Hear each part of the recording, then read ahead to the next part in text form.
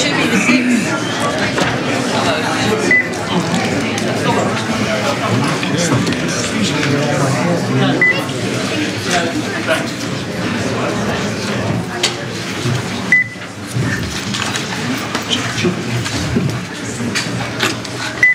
Yes, you want to borrow mine? They won't help you see. See the future? I can't see it. Good evening. I'd like to welcome everyone to the December Town Council meeting. We have lots on the agenda today, so we'll start with the prayer and the pledge. I'd ask Chaplain Rob Dewey to please step up and lead us in prayer, and Mayor Pro Tem Gary Santos will be leading us in the pledge. Before I pray, I was asked to particularly pray for the Public Works Department because I was skipping it. It wasn't on purpose. I apologize. So let's pray. Heavenly Father, we come to you this day and we just give you thanks and praise that we can come to you yet another night and for the privilege of living in this town. And I thank you for the leadership that you've called forth. We thank you for all the folks that work in our town to make it so much better. And whether it's a paid person or volunteer, particularly the police, fire, the public works folks, and all the folks that work in administration. So we give you this time and give it to you for your glory, for this is your season. In your heavenly name we pray. Amen. Amen. I pledge allegiance to the flag of the United States of America and to the republic for which it stands, one nation, under God, indivisible, with liberty and justice for all. Thank you, Chaplain. Thank you, Gary. Welcome. Mr. Pagliarini, are we in compliance with the Freedom of Information Act? Yes, Mayor.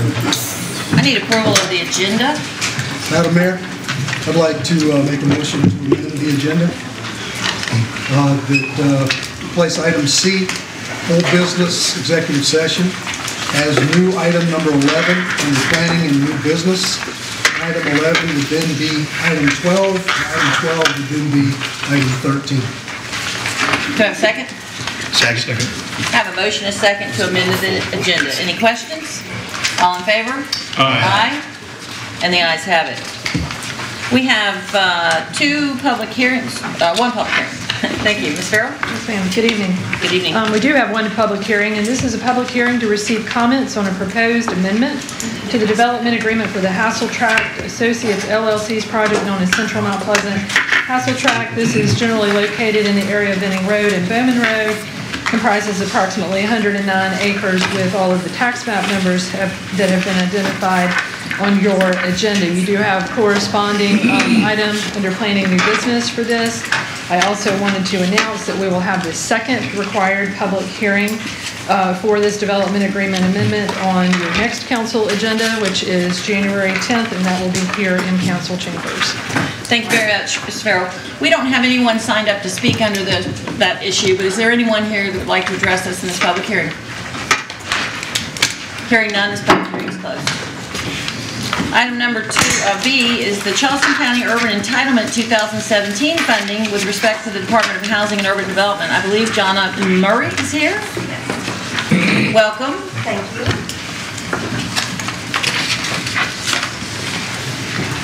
Greetings, Mayor and Council. My name is Jonna Murray, and I'm the Director of Community Development for Charleston County Government. It's that time of year again when we come around to all the municipalities, various towns and cities, starting all the way in McClellanville, all the way down to Lincolnville, Neggett, Ravenel, and the list goes on. Currently, we have about 9 participating jurisdictions for this pool of funds. As you may remember, these HUD funds come directly from Washington on an allocation basis annually.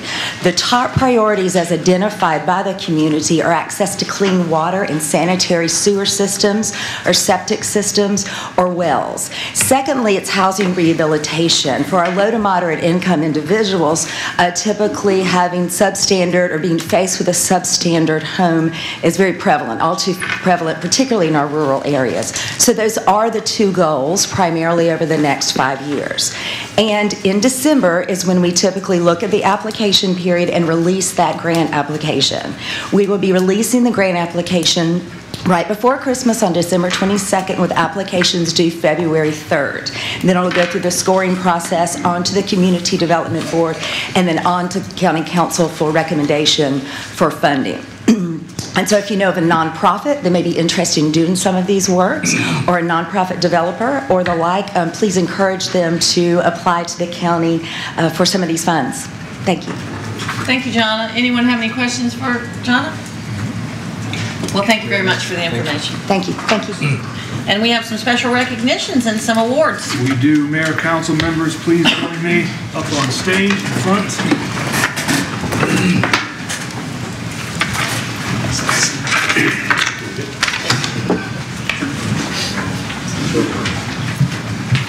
Robots.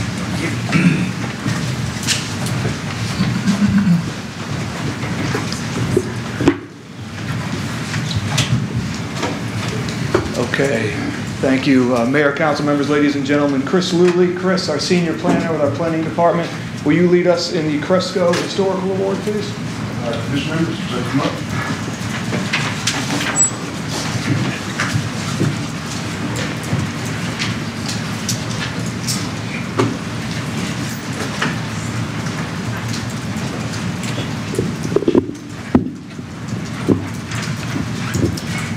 Good evening, Mayor and Town Council. Thank you for having me. My name is Chris Luley, and I'm the Senior Planner with the Town of Mount Pleasant Planning Department. One of my tasks is the Historical Commission, who we have here tonight, and we are going to be presenting the first annual Cresco Historical Stewardship Award.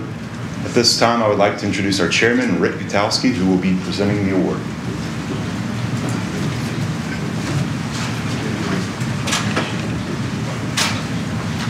We're going to do the proclamation first, and then I'll be introducing the rest of the commission. All right, thank you. Proclamation. Whereas the appreciation and preservation of a town's cultural and physical heritage are characteristics of dynamic communities. And whereas the Mount Pleasant Historical Commission is charged with promoting the understanding and appreciation of the town's physical and cultural heritage, and whereas the Mount Pleasant Historical Commission fulfills its charge through its roadside marker program, oral history projects in collaboration with the College of Charleston, developing and maintaining the town's official map, locating the town's historical and cultural sites, and presenting a series of activities for Black History Month. And whereas the Mount Pleasant Historical Commission has created the Cresco Historical Stewardship Award, recognizing an individual, organization, or group that has done exemplary work in studying, preserving, restoring, or promoting the history of Mount Pleasant.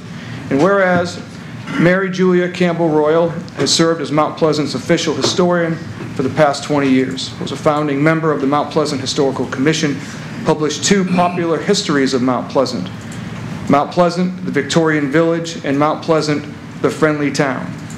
Served as president of the Confederate Memorial Association for many years and president of the Christ Church Parish Preservation Society since 1996.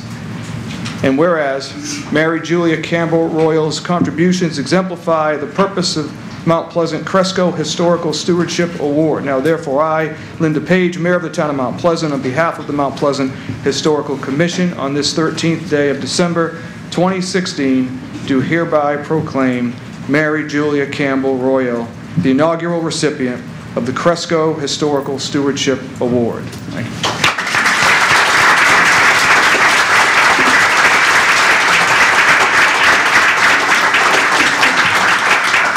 I'm very proud and honored to be able to present the award to Mary Julia, who's been a beacon of light to the commission. I enjoy working with her.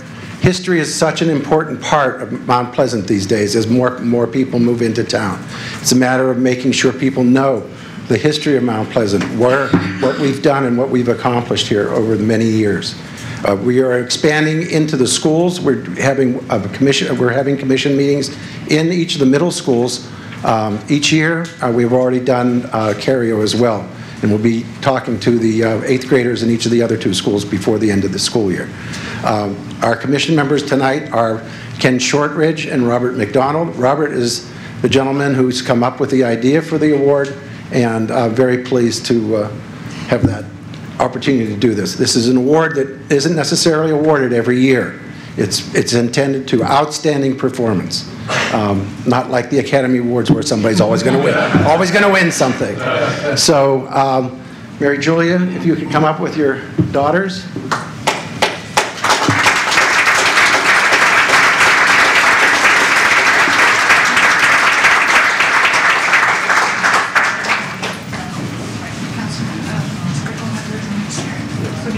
That should be The award is engraved on the outside with Mary Julia's name, awarded on December 2016. Very heavy. And Mary Julia, beautiful award. Thank you very much for all that you've done, and I hope you can continue to help us on the commission. Thank you.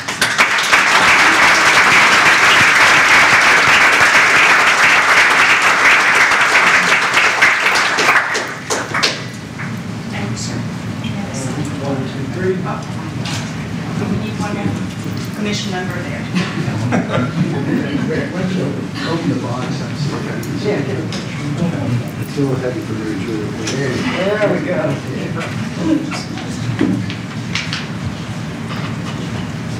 1, 2, 3. And 1, 2, 3. We also have a former commissioner member, Ben Trawick. Would you come up here, please? Ben is sponsoring the honorarium that we are giving Mary Julia, and it's your opportunity. Mary Julia, you're the best. This is the best money the firm has ever spent. We thank you for everything. The check is for $1,000. I wish I could.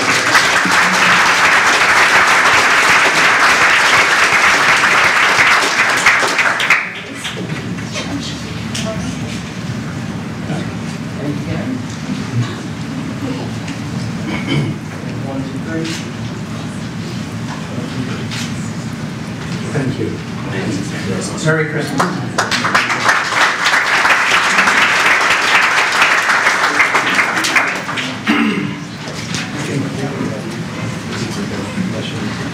Yes, we can go out this way. Merry Christmas, everybody. Merry Christmas.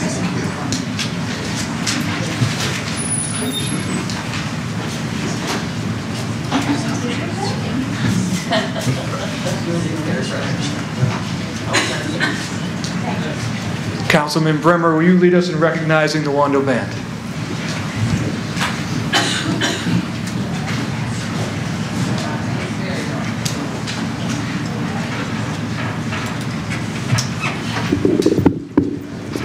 Ladies and gentlemen, it's my honor tonight to recognize Wando High School Band, not only as a councilman, but also as a band parent, going on my 4th year. We are truly blessed here at Mount Pleasant to have the Wando Band program. Just such an accomplished group of young people, and this year they had an especially noteworthy accomplishment, and so I want to just take a few minutes and talk about what they've accomplished, and then also talk about not only the students in the band, but the whole organization, which I think is a wonderful representation of Mount Pleasant as a community. So we have some representatives here, if you guys want to come on up. Joining us tonight, we have 3 students. We have Hannah Henkin, Owen Donahue, and Jared Imholtz. All 3 of them are leaders of the Wando Marching Band. And Owen I know because he lives up the street from me as well. Ladies and gentlemen, this year Wando High School Marching Band went to the national competition, the Bands of America Grand National Championships, which were held in Lucas Oil Stadium in Indianapolis, Indiana. They placed number 8 in the country in this competition. I'm going to tell you a little bit about the competition so you can really appreciate the accomplishment here. They had their highest score ever. I believe they've been 3 times, and this year was the highest score they've ever had. They've placed in the, I think the first time was 12, and then last year was 7, and this year was 8, but they had their highest score ever.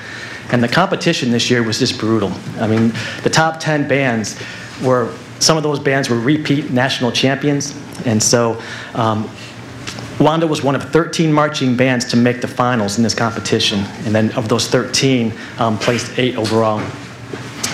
Wando's journey to making the finals began when they performed in preliminary competition with 100 other high school marching bands.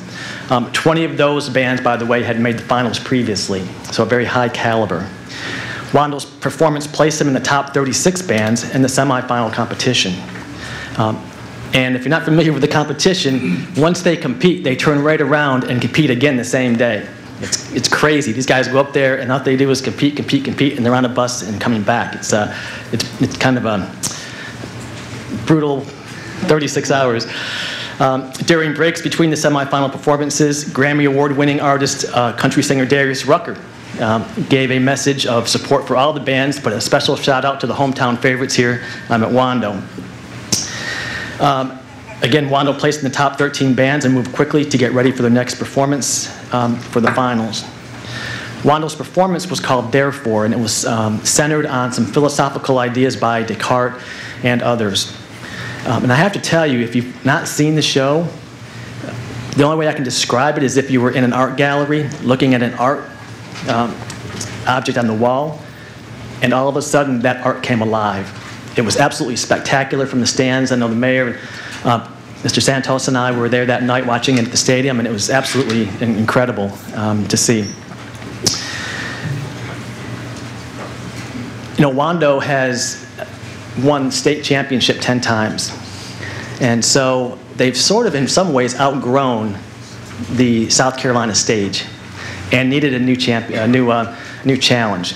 And so now our Wando band, marching band, really is a leader in the Southeast region and also in the top 10 nationally. So we really have a program here that has grown and continues to grow under the leadership of Bobby Lambert, the director, Lanny Radke, and Jeff Handel, who are the music teachers at Wando. It really is a program of excellence. And so tonight we really want to recognize what you guys have done. You guys are leaders. And if you can appreciate the fact that Wando Band is almost 300 students, and every year a quarter of those students come right out of middle school, and they have to be taught how to play very challenging music, they have to be taught how to march, how to hold that instrument up just right, how to hit those dots exactly when they're supposed to. And it's leaders like this who take those students and help them and get them up to where they can be world-class musicians and world-class students. So guys, I really want to say congratulations on behalf of our council and our residents here. Tremendous accomplishment this year, and we really appreciate everything that you've done to make Wando Band such an excellent organization. Thank you so much.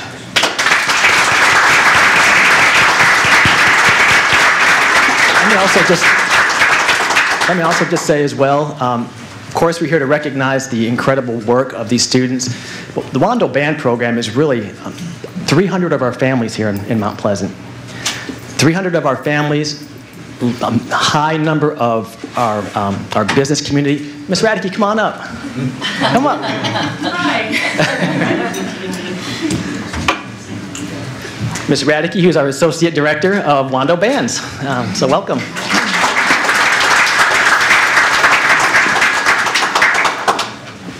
We love Mount Pleasant as a community, and I don't think I can think of another organization in Mount Pleasant that sort of exemplifies community better than the Wando Bands, because we have almost 300 students, we have their families, we have our Harmony sponsors in our business community, we have our local music teachers, we've got our school district. All of these parts come together to make this program what it is today. And I know Mr. Lambert couldn't be here tonight because he's actually in Chicago, I think, teaching children there how to be their best in music. But Ms. Radke, you and Mr. Handel have been here throughout the transition.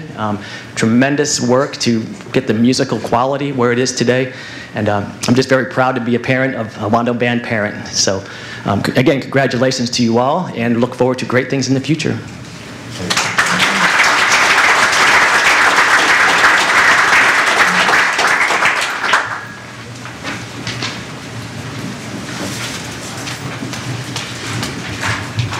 Okay, thank you. Mr. Santos, we'd like to recognize Stella Morris.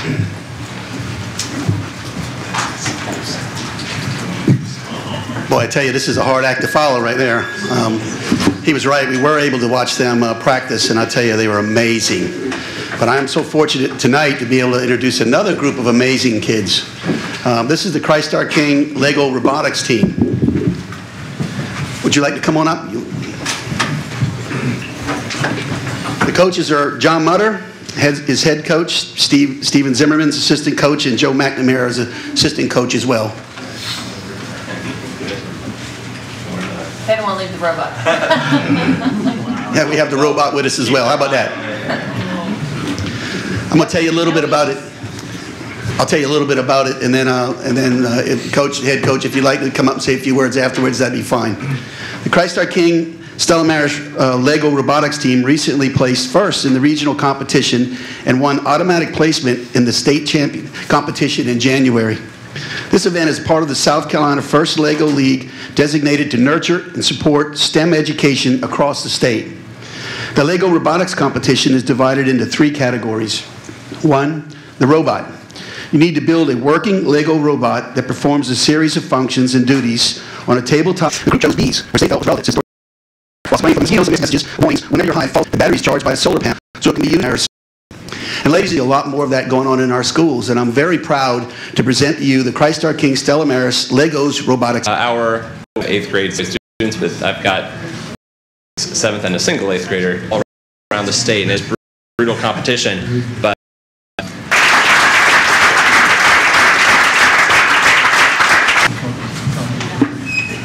Okay, thank you, Mayor, council members. Standing people. I want to ask Jimmy V, will you please come up?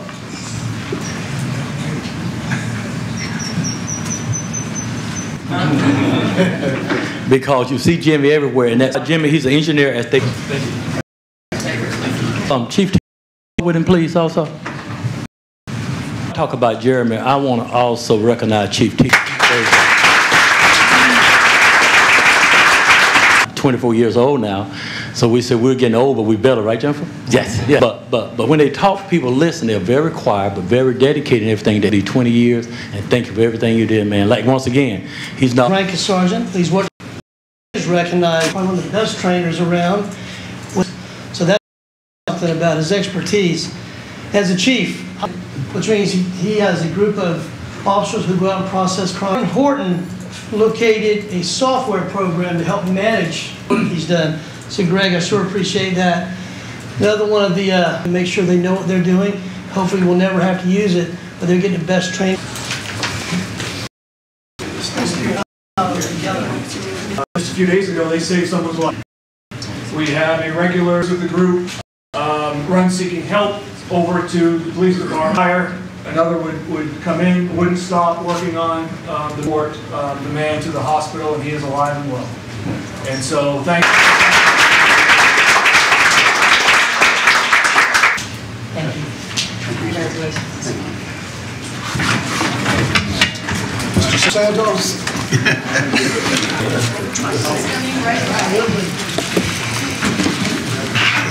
All these kids here, you know. Oh, yeah.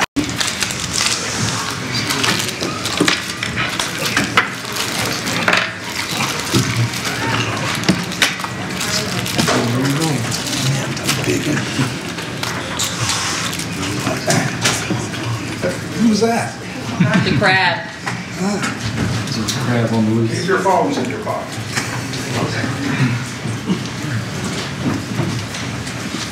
Get Mark Quell on. He'll get it. He was outstanding. He does such a good job. Both of them. Yeah. He just takes a group of shots and puts it all together. It's cool. You're on the edge of your seat over there.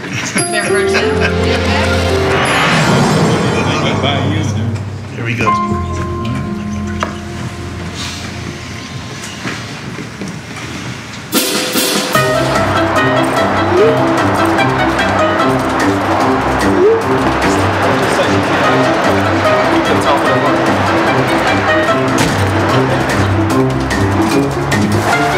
Excuse you.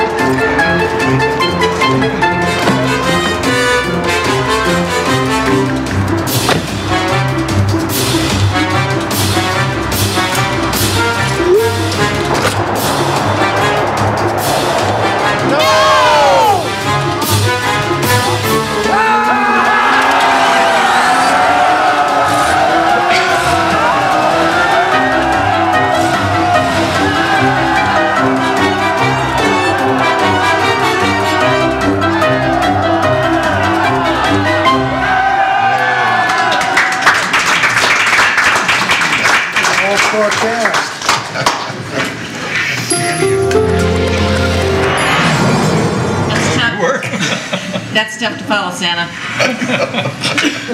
Approval of the minutes from the November 8th, 2016 Town Council meeting and the November 2016 financial statement.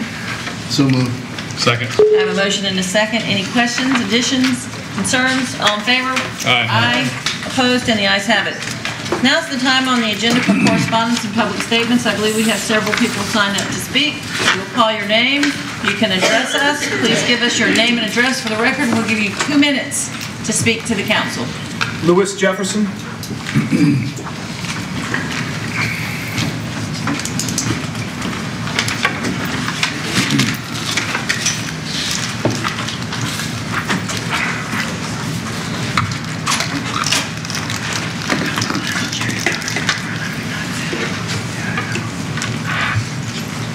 Lewis Jefferson, 1128 McKnight Road, Mount Pleasant, South Carolina. I'm standing here acknowledging the fact that politics is indeed a big business. My concern is about rules and regulation guidelines and comprehensive plans. Sometimes the debate here in this House goes on, it seems like forever, about issues that should be governed under rules, regulation, and comprehensive plans. I'm speaking tonight in particular of an agenda item 8A6 regarding the zone change, which is clear in the comprehensive plan. And our concern is that why is it that staff cannot clearly indicate that an applicant request goes against the comprehensive plan or goes against a particular rule or regulation or guidelines to minimize the time that we spend here.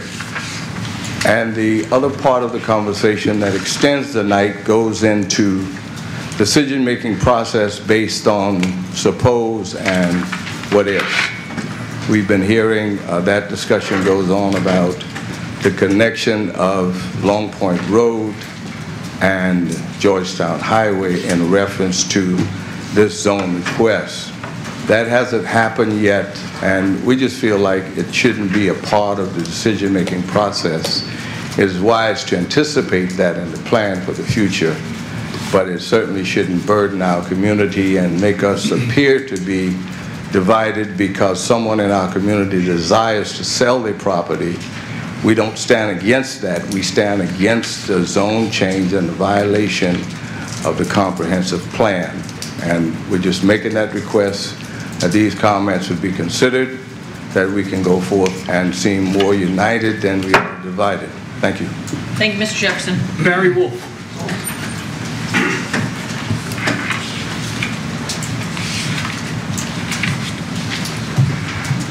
Barry Wolf, 1468 Pocahontas, and a proud sponsor of the Wando Band, by the way, for the last 6 years through my company. It's hard to believe that 12 months ago, this community was sharing a feeling of hope and relief, believing sweeping election results brought about by years of unchecked development would bring some relief to a weary township. How silly of us. Immediately, some of the new members of our council were branded as ridiculous, unaffordable, an embarrassment, and let's not forget, un-American. Way to move forward with the town's wishes. It's ironic we talk tonight about history while we bulldoze and lose it.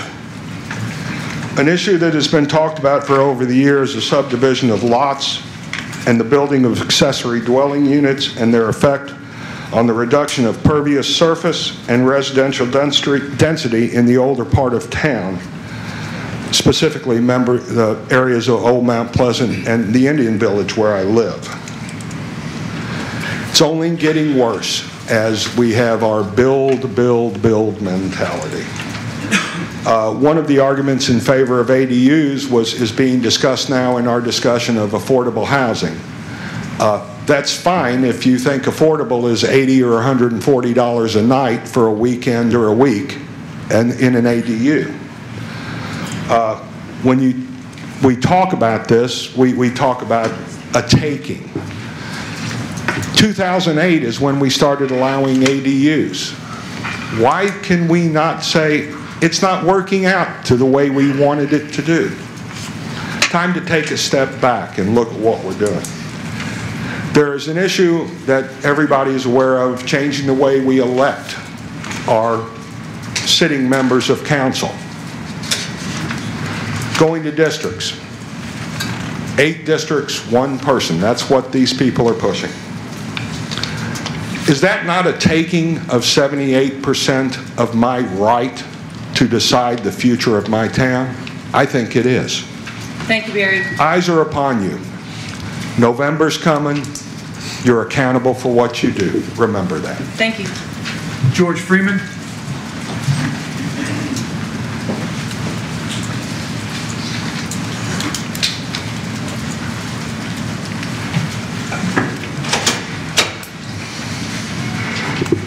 Good evening. George Freeman, 1450 Bowman Road. In the 80s and in the 90s, a lot of the citizens in Mount Pleasant blamed developers for the condition that the town was headed with the overdevelopment. And for the most part, most citizens did not come to the council meeting, so really it was just the developers and the council who made the decisions as to what happened within the town. But in 1999, the town of Mount Pleasant, as well as the county, was directed by law to develop a comprehensive plan. At that time, most citizens started getting involved in what was happening in the town of Mount Pleasant. So from that point on, we had citizens' involvement as into the planning of Mount Pleasant. Shortly after that time, our staff in 2006 started working with the county's staff to come up with together myself, who have been coming before councils, many councils. And in recent years is when the council has really been fully involved in what goes on.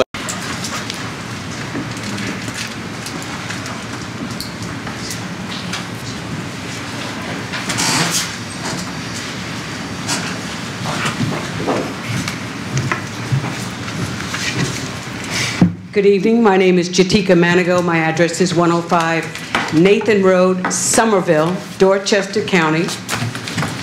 Thank you so much for having me here this evening. I'm reaching out to you because I'm a member of Toastmasters here in Mount Pleasant.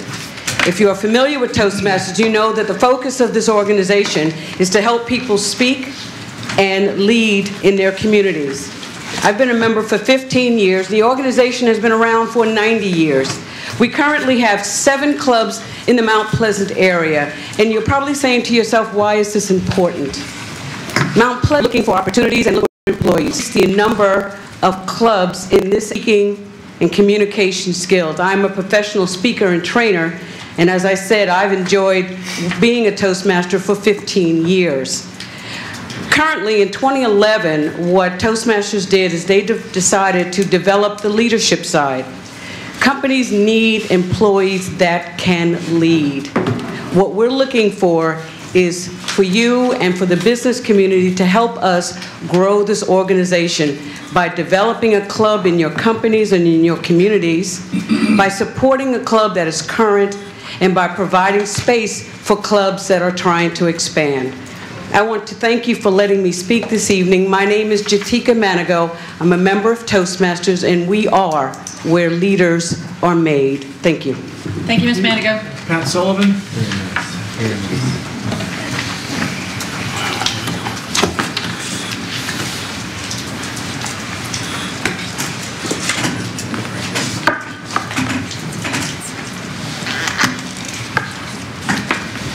Good evening, everybody.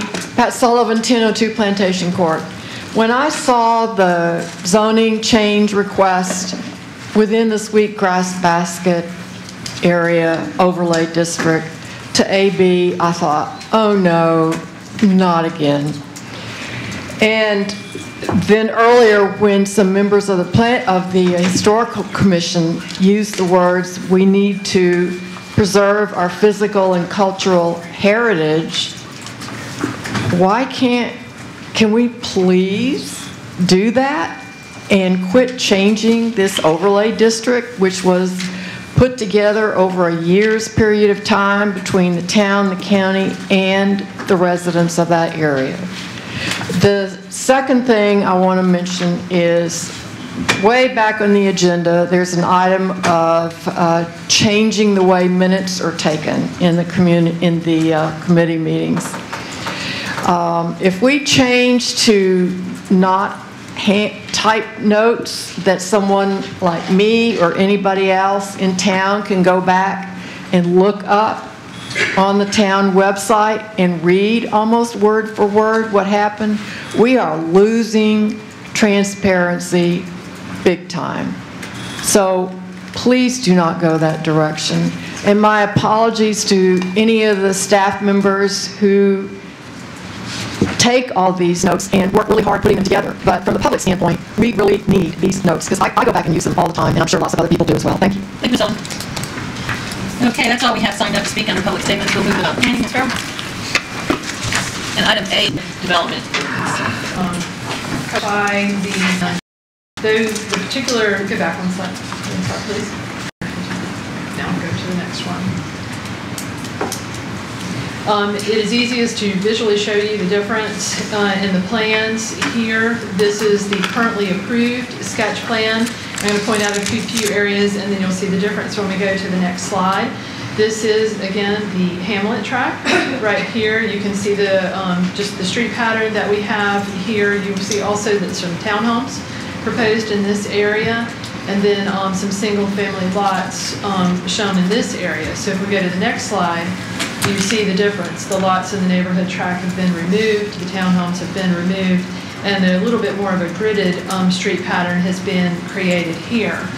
The result of this modification is a reduction in the number of dwelling units in both the neighborhood and Hamlet tracts.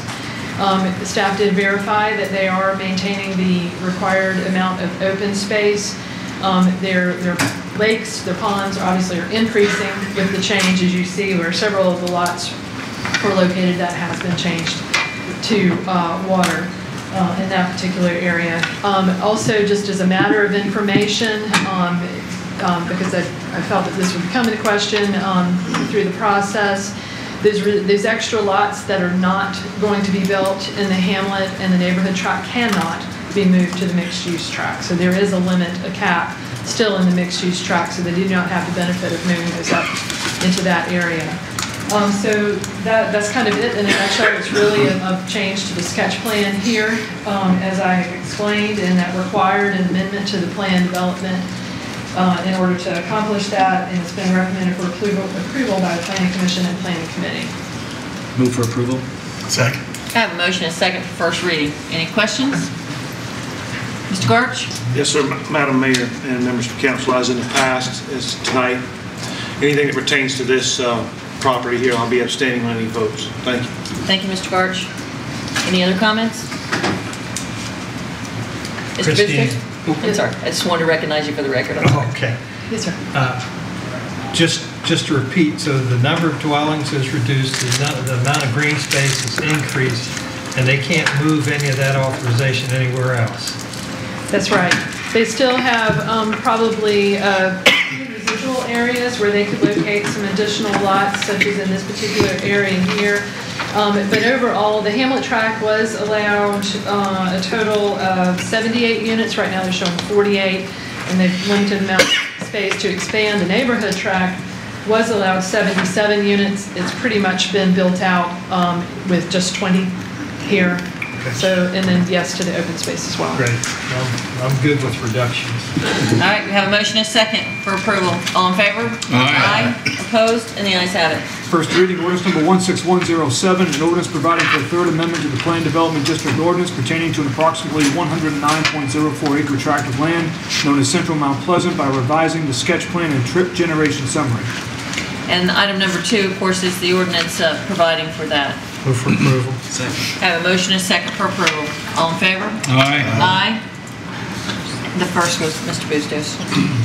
First reading, ordinance number 16108, an ordinance providing for the Fifth Amendment to the Hassel Tract Development Agreement, ordinance 07031, pertaining to Central Mount Pleasant.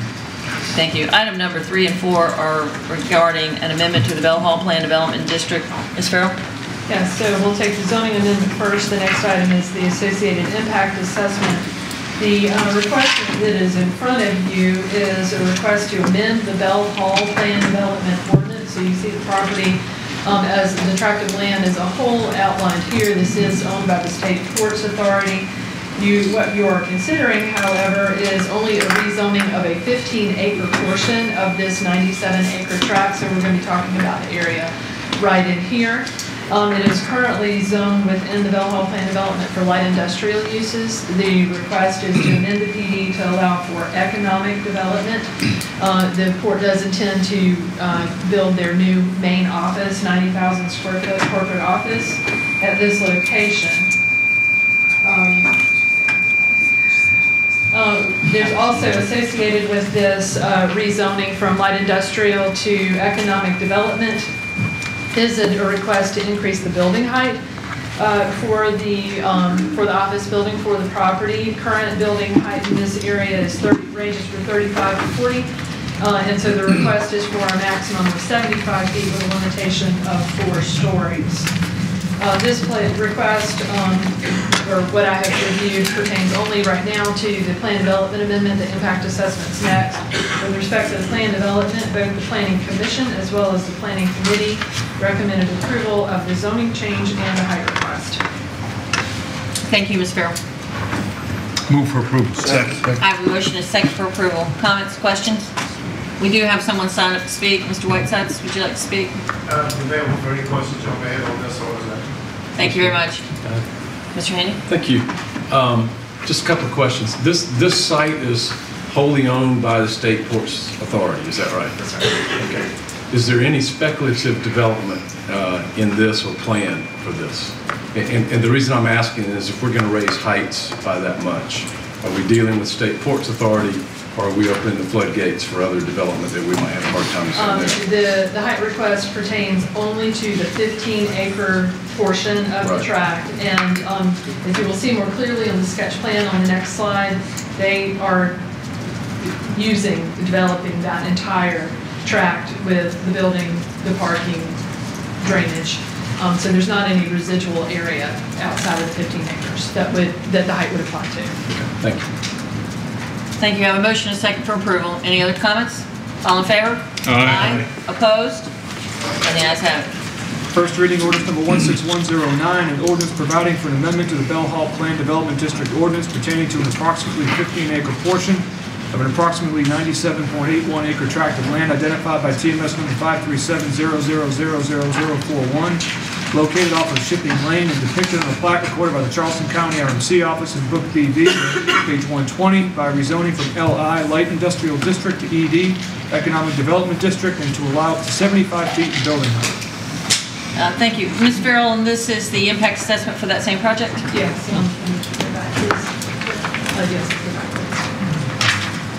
It's the impact, keep going back, I need the sketch plan, please. This is the impact assessment and conceptual plan that have been submitted. With respect to, that's it, thank you. So this is the 15-acre tract that you see highlighted on the screen here. And so the zoning pertained to this. Now, there are a couple of access points that I want to point out on this. This is one access running back to Shipping Lane, and it is on property that is owned by the State Ports Authority. There will be the main access into the site, which will be improved to serve as the main entrance. This is actually running through a piece of property that's currently owned by Huebner. They are in negotiations with Huebner regarding this tract of land. It was not part of the zoning request because that wasn't necessary. It will only serve the purpose of access into the site. And then finally, there's an existing access coming next to Huebner here. Huebner does have an agreement right now with the State Ports Authority to allow some of their employees to park right here. So there is that access. That access will not be able to be used except to provide service. It will be gated for any kind of loading and deliveries that the State Ports Authority may need. With respect to this particular access, and as it relates back to the impact assessment and mitigation, we do know that there is a potential for some archaeological artifacts in this particular area. State Ports Authority is already working with Brockington Associates, and the State Historic Preservation Office has been put on notice. If anything is found, then recovery is expected, and one of the staff recommendations was any items recovered, we would request that they be given to the town. especially for our new archive room at Town Hall. The rest of the mitigation that is referenced within the impact assessment and recommended by initially by staff as well as the Planning Commission and Planning Committee pertain to traffic, transportation improvements. Initially, there had been a discussion that the port, or recommendation that the port would fund an installation of a mast arm signal at the shipping lane intersection along Point Road once warrants were met, and then also to improve the intersection of Long Point and the I-526 eastbound off-ramp with a conversion that is similar to the improvements that we made on the opposite side of I-526 closer to Bell Hall. That was the initial recommendation from staff as well as the Planning Commission, and that would include also the archaeological mitigation that I've already discussed. When Planning Committee reviewed this, their recommendation was specific again to include the archaeological mitigation and only the signal bypass lane, and would not include the mast arm signal at shipping lane. It was recognized that that might be accomplished at a future date by the state ports authority.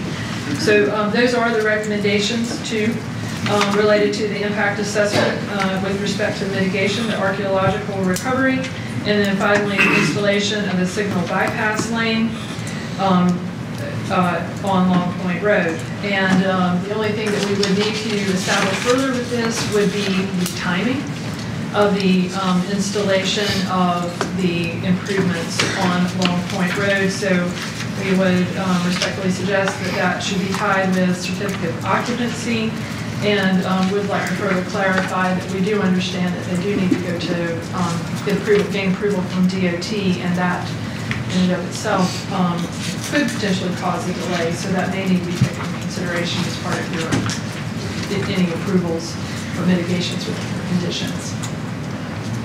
Thank you, Ms. Farrell. I don't have a motion.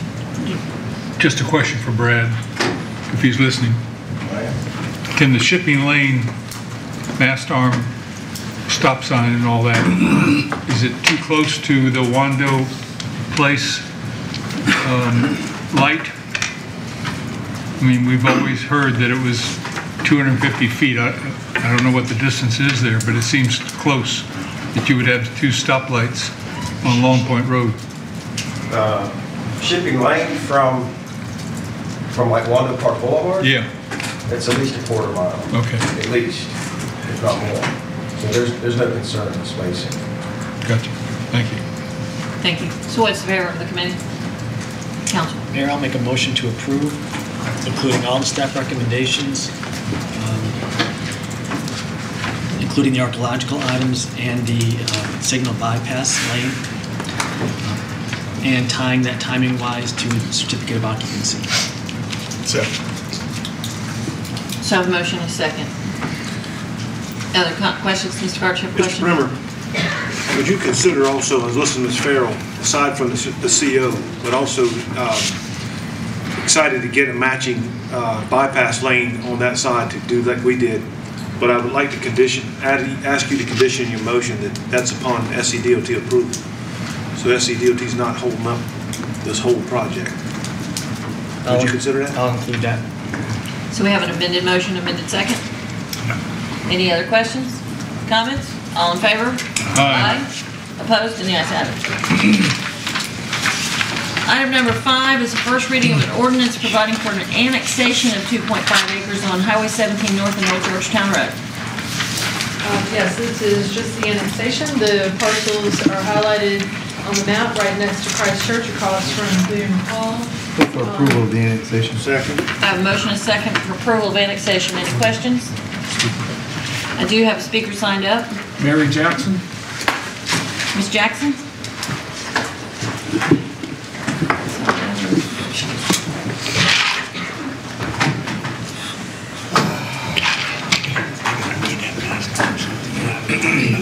The south so the mayor can see me. Two stop signs. Pretty short horse. Oh, I'm sorry, I didn't see you, Jim. I know, that's okay. You got to kind of pretend you're at auction and you're bidding, and I'll see you, I promise. Yeah, raise my hand. Yeah, or here, you can put these on. I'll pass. Okay. Well, you're gonna have to do that. Or an overpass. They're here, they're shorties. There's no stormwater detention on that side. Thank you, members of the council and Mayor Page, for this opportunity. My name is Mary Jackson, and I'm a sweetgrass basket maker. My property is highlighted. I think you were going to put on the board.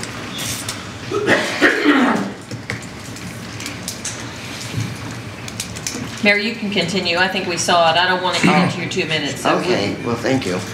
But my reason for being here is to say that the traffic is so busy on Highway 17 that it is very, very difficult for us to come out of our driveway, out of the house where my sister lives and other members of the family.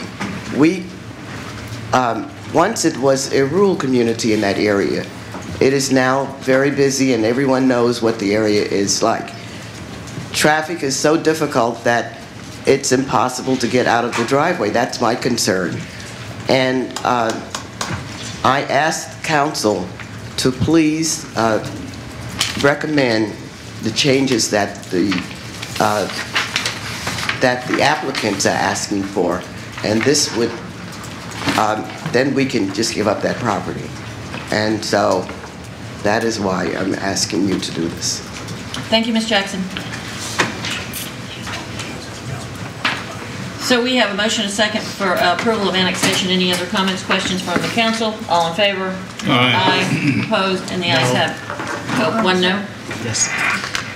First reading ordinance number 16110, an ordinance providing for the annexation of approximately 2.05 acre tract of land comprised of 4 parcels located between North Highway 17 and Old Georgetown Road, identified by TMS numbers 58014000003, 58014000004, 58014000005, and 58014000007, and depicted on a plat recorded by the Charleston County RMC office in Book V, page 64, and Book DE, page 389. Thank you. Item number 6 is the ordinance to zone that same piece of property. Ms. Farrow? Yes. The requested zoning is area-wide business for the underlying zoning and to be incorporated into the Sweetgrass Basket Overlay District. So what this means is the Sweetgrass Basket Overlay District will control. It will control the uses that are allowed within the properties or on the properties. So as long as the overlay district is in place, it will be restricted to office uses only, limited office uses, not a medical office, very specifically a general office type of use. There will be a restriction on the hours of operation on the property from 7 a.m. to 7 p.m. And there's also a building size limitation of 3,000 square feet.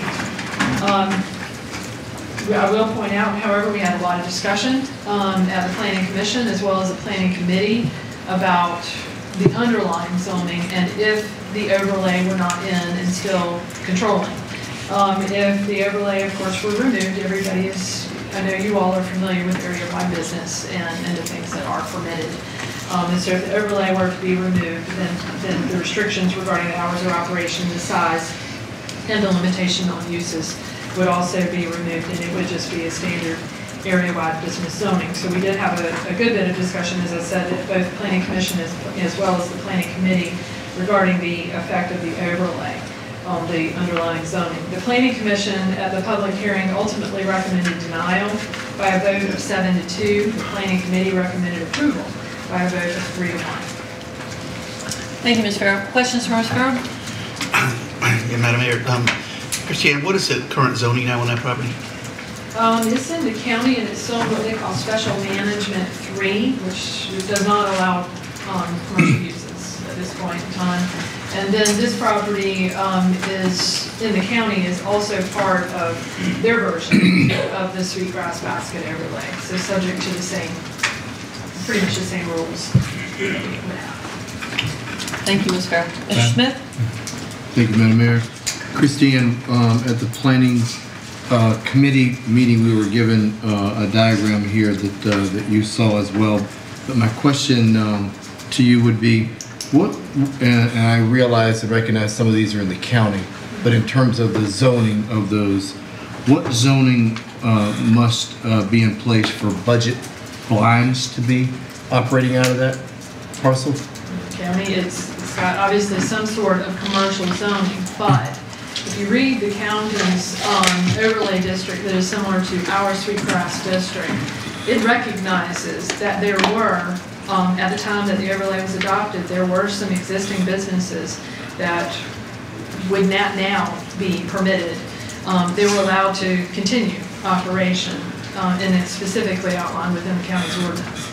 That would be, and that would be one of those properties. so that would be the same with probably all these that are listed here, to include Boone Hall Farms, Palmetto Vet, Firecracker Bill, Carolina Reynolds, and the former medical sales building. I can't really answer on behalf of the county, but I can tell you what I read and how it appears to be intended to be applied.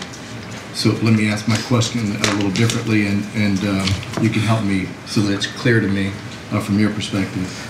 There are 8 current and previous commercial uses in place on those properties.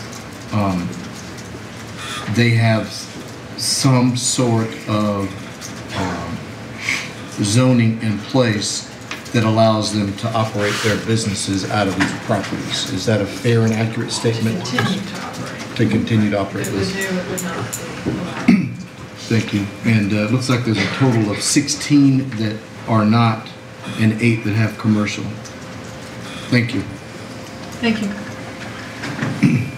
Yes, sir, Mr. Bustos. Christiane, once again, the county zoning is what? Special management 3. It's, And that means? It's a district. It's, well, no, it doesn't allow commercial uses. It doesn't? I'll leave it at that. Okay. I don't know the specifics of the, I got you. I mean, of their district.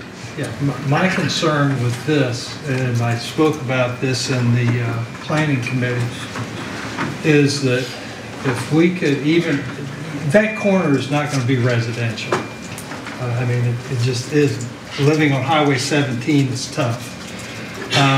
The other thing is, we will eliminate some driveways or drives on Highway 17. And Highway 17 is very busy there. And when you have a car stop in the right-hand lane to make a tight turn into a driveway, sometimes it leads to automobile accidents. And Old Georgetown Road, as I remember the discussion, if there are limited businesses there that they do put in there in accordance with the overlay district, their entrance is going to have to be off Old Georgetown Road. Is that correct? That's right. Okay. So we're going to eliminate entrances onto a couple of driveways onto Highway 17, which is, you know, it's still bad, but every one of those we can move, I think, or close and get that into almost a frontage road effect with Georgetown Highway, the better it's going to be, because traffic is, as the lady, Ms. Jackson, I think it was, said, traffic's bad. It's bad on Highway 17, so I think from that standpoint alone, I think this is, for the whole, it's better. Thank you, Mr. Bustos. Mr. Gart, you have some comments? Yeah, just to follow Joe's comments while we were talking about this on the planning committee. If you look at those highlighted pieces, and the piece that the tip that's just to the south that sits alone, that piece is owned by Christ Church. And actually, it should be yellow, but that's okay. So that lady's pieces, that 3.5 pieces she has that sit on a 6-lane road, that tip right there, when we realign Long Point Road, is going to come right where that tip is. So on one side she's going to have 6 lanes, on the other side she's going to have at least 2, if not 3 with a turn lane, and then of course Old Georgetown on the other side. And this is why we arrived at, I felt like, in the planning committee to move forward with what was being asked, because it's not a place for residential, obviously. Thank you, Mr. Garcha, and Mr. Bustos for your comments. I couldn't agree more. Mr. Berman? Yeah, I just comment and say that I was the one vote on the planning committee that voted not to approve this. And I'm not going to debate the merits of whether this should be commercial or not. My concern mirrors what Mr. Freeman said earlier, which is if we start making decisions like this that are in conflict with the county and with our previous commitment with this area, we are going to set up a dynamic that we've had before, which is developers shopping between the county and the town to get what they want. I think before we make any changes like this, there needs to be an agreement between the town and the county on what this area should look like and come to agreement before we start making changes. So that's why I voted no previously. Thank you, Mr. Bremer. Mr. Haney? I was just going to ask you that question, Mr. Bremer, because I think you're like I am. We seem to make comprehensive plan changes based on when somebody wants to develop something, when it's bought, when it's under contract, when the pressure is on. And I agree this is probably never going to be a residential tract again, but I'm just bothered by the process that we have a comprehensive plan, we have a sweetgrass overlay district, we have all of these things for a reason, and yet when we change one because somebody wants to buy it and develop it, then we're kind of setting up, as you said, the dynamic to keep doing that. And if we need to make a change here, then let's do it through the proper process instead of just willy-nilly. Thank you, Mr. Haney. What was that last part? Instead of just what? Willy-nilly? Yeah, I put my name in it. Thank you. May I respond to that? Certainly, Mr. Burke. Thank you. Mr. Haney, I completely understand, as I do you, Bob, your comments. I don't know about your reference about we have to change things because there's pressure from development. This situation here is like I described. We, the town government, are moving a road a couple 100 feet down and putting it right next to this lady's house where she lives, where she's already on 6 lanes, and there's a 2-lane road behind it. Sat back and forth for a long time with county council. Can remember sitting there when Leon Stavronakis was chair of county council, talked about the number of driveways.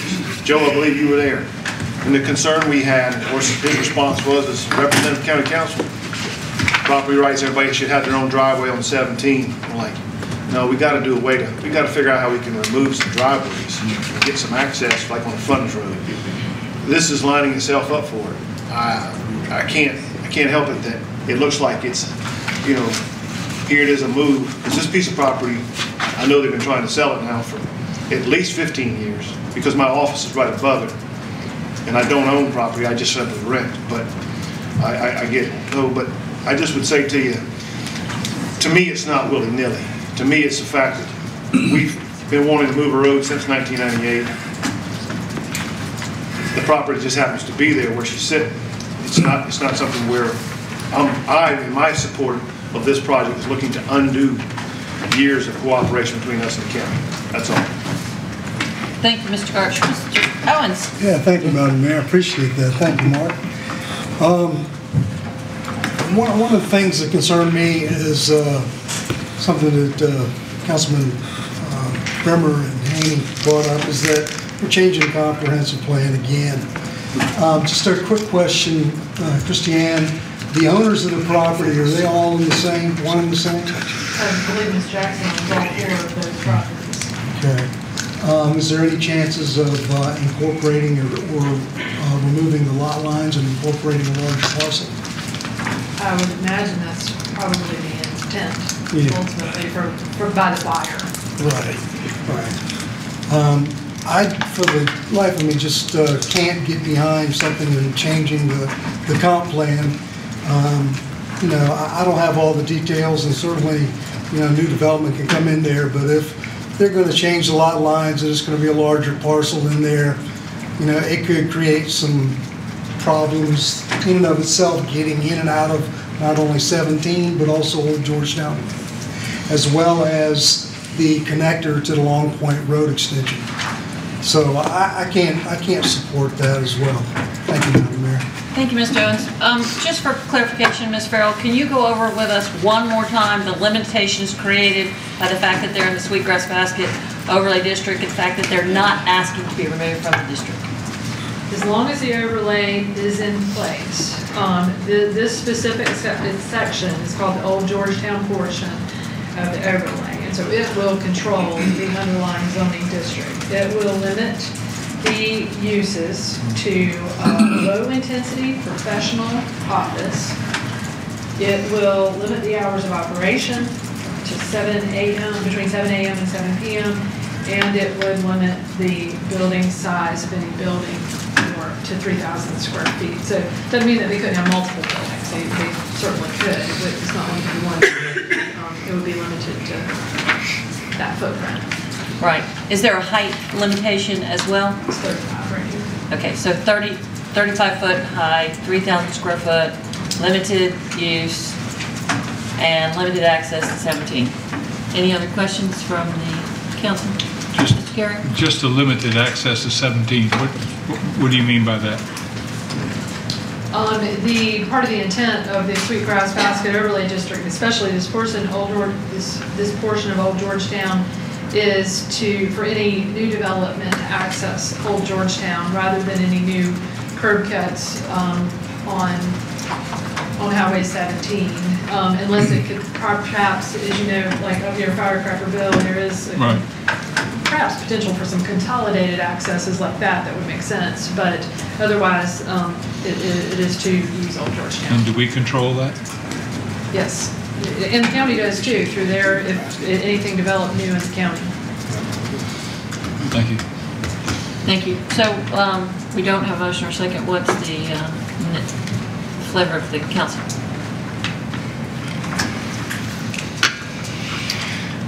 Madam Mayor, I'll make a motion that we deny the request. I have a motion and a second for denial, and I believe that was you, Mr. Haney? Yes, ma'am. Thank you. Just for the record, can you roll call the vote? Yes, ma'am. Mr. Brimmer? Aye. Mr. Brimmer votes yes. Yes. They don't vote before people speak? Oh, I'm sorry. Did we have people signed up? I apologize. I'm sorry. George Freeman?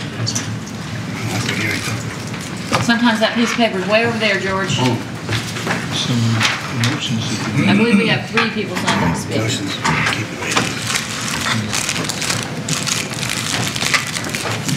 George Freeman, 1450 Bowman Road. I asked to have this photo brought up because this is what was voted on during the Highway 17 Corridor Task Force. As you see, part of the vote was for a realignment of Long Point Road and Old Georgetown Road. Everything that has been spoken about here tonight was taken into consideration back that time, even where Ms. Jackson lived. And one of the main reasons we did that was because there was going to be the limitation of curb cuts on 17, and we were going to reroute all that traffic onto Old Georgetown Road. So to protect the residents that live in there, that's the reason why we have the limited office in that area, because you still have people that live in it. So you could have commercial and residential living together, and all that traffic could come onto Old Georgetown Road as a frontage road, and the traffic on 17 would be able to continue freely without holding up traffic. So all that was taken into consideration back in 2006. So I don't understand what the big thing is now, talking about the realignment now, because all of that was taken into consideration then. So we're here tonight to say to you, please do not go against what has been voted on years ago. Everything you talk about is being taken care of right here. If you change the zoning today, everybody else who wants commercial in that area will come here for the same thing, saying they want area-wide business without getting out of the overlay district. Next thing you'll have, everything will be, and it'll be zoned area-wide business, but it'll be in the overlay district. And then the question is, why are we in the overlay district when everything's zoned area-wide business? Thank you. Thank you, Mr. Freeman. Alma Washington.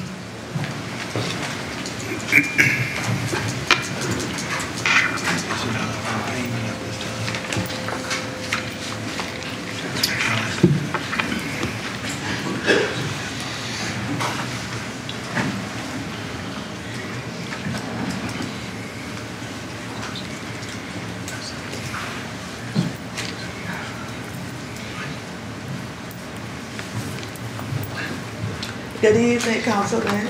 I'm Alma Washington. I live 2513 Old Georgetown Road. I'm not against selling that property, but what I'm against is changing the zoning, because majority of people on Old Georgetown Road are people over 65, like me, I'm 80. And you imagine all those traffic counts all over Georgetown Road, right where I live, because I live not too far from Old Georgetown Road. It is bad now because people are detouring through there because of the traffic on Highway 17. Please do not change the zoning because it's bad now and it'll be worse after y'all change it. Thank you. Thanks, Ms. Washington. Barry Jackson, would you like to speak again? You're signed up here.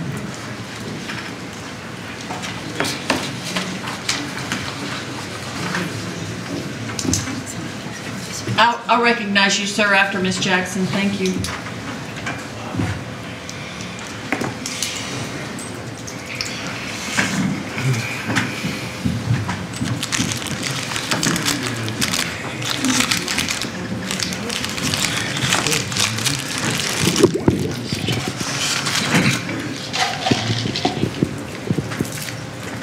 Unless you live in that area where the house is located on Highway 17, you have no idea what the traffic is like and how to get in the driveway and out of the driveway. It is very easy to say that, oh, it's going to affect me. It won't affect you because you're not living there. That's my position. And I ask that you please give consideration that this property be rezoned. Thank you. Thank you. Sir, would you like to speak?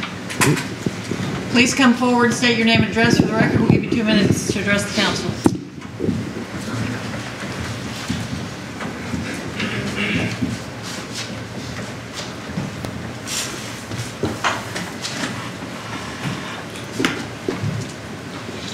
Reverend John Randolph. I live at 2341 Old Georgetown Road. We have enough traffic now. That young lady does not live on Old Georgetown Road. She lives on James Island. She don't know the traffic that happens on Old Georgetown Road. I've been living there for 55 years. Now, when I go out to 17 at the light, I have to make a right turn. I have to make a left turn. So she's have to find a way to get out of or deal with the traffic. And I'm looking at this board, and none of you live on Old Georgetown Road. None of you know what's happening, and you have a problem dealing with that because you don't live there. Ms. Jackson doesn't live there. I live there. I know what it is for you to change the zone. And I'm asking you, please open your hearts, open your mind. What problem we gonna have? As a minister, I lived there for many, many years. I love living on Old Georgetown Road. I don't want you to change. We have some business there now. Waking me up 5 o'clock in the morning, banging the cans and everything else. I do not need more traffic, and I'm not able to get out of my driveway like she said. Now, she had a choice to live on 17. I did not have a choice because I bought property on Old Georgetown Road when there were nobody there. But some way, somehow, it got crowded.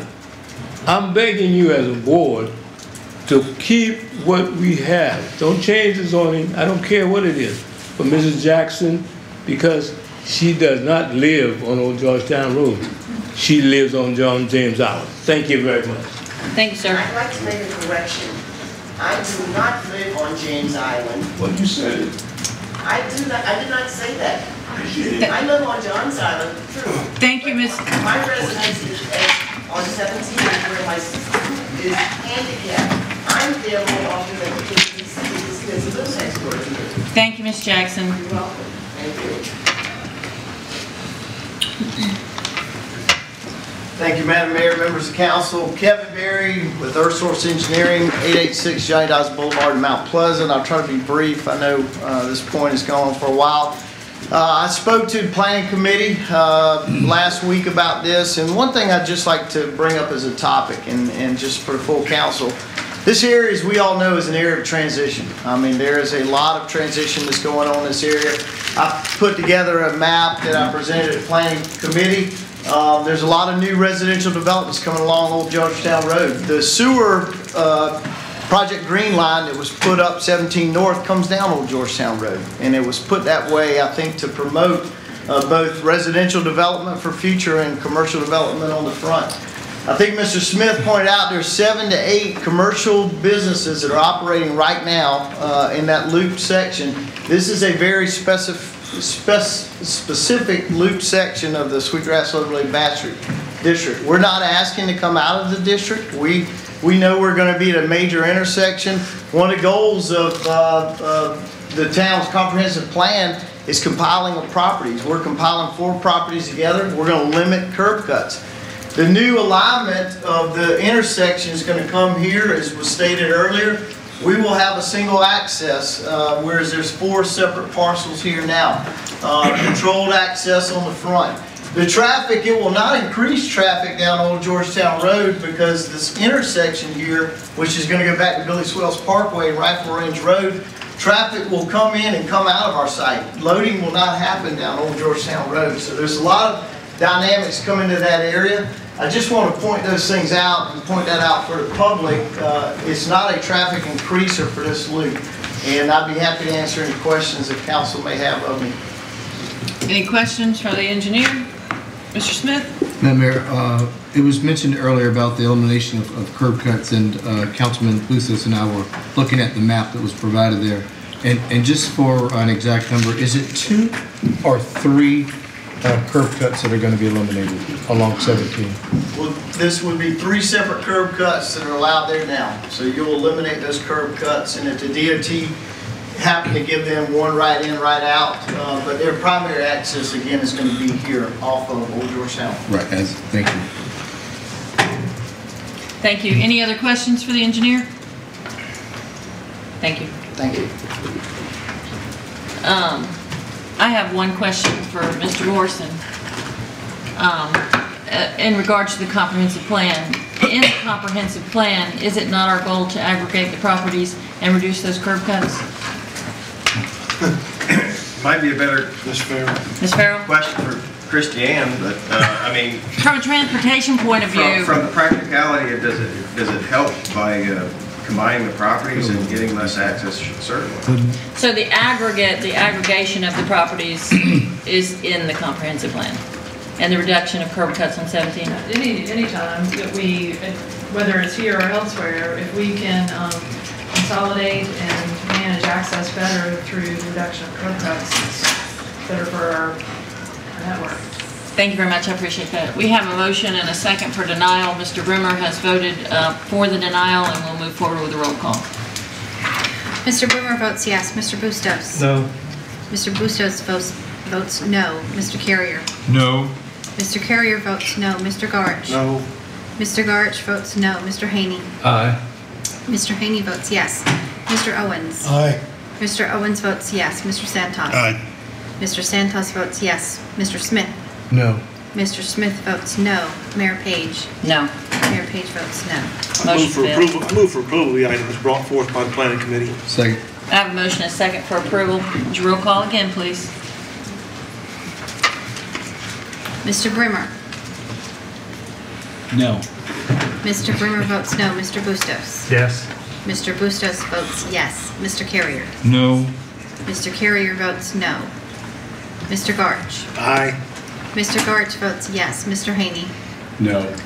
Mr. Haney votes no. Mr. Owens? No. Mr. Owens votes no. Mr. Santos? No. Mr. Santos votes no. Mr. Smith? Aye. Mr. Smith votes yes. Mayor Page? Aye. Mayor Page votes yes. Motion failed. Thank you. Item number... No, motion failed. One we just did, I know that. No, vote was 5-4. No. Thank you. Item number 6 is the ordinance on that same piece of property. No, that was the ordinance. I apologize. Item number 7, moving along, is the ordinance for an annexation of a piece of property in Bulls Bay. Move for approval. Do I have a second? Second. I have a motion and a second for approval of a piece of annexation for property in Bulls Bay. All in favor? Aye. Opposed? The ayes carry. First reading, ordinance number 16112, an ordinance providing for the annexation of approximately 1.22 acre tract of land known as Lot 32 is shown on the plat recorded in Book EG, page 109, the Charleston County RMC office, whose street address is 4251 True Blue Court, located in Rice Fields at Bulls Bay, identified by TMS number 632-00-00112. Thank you very much. Just a quick question. Chief, we're getting them fire protected out there in Bulls Bay. Everything's going well with those annexations? Yes, ma'am, they are. All right, we get them the trash cans. They're getting all their trash cans, and they're all happy with the sanitation pickup? As far as we know, ma'am. Great, I really appreciate that. Item number 8 is the first reading of another annexation. This particular one is in River Station. Move for approval. Second. I have a motion and a second. All in favor?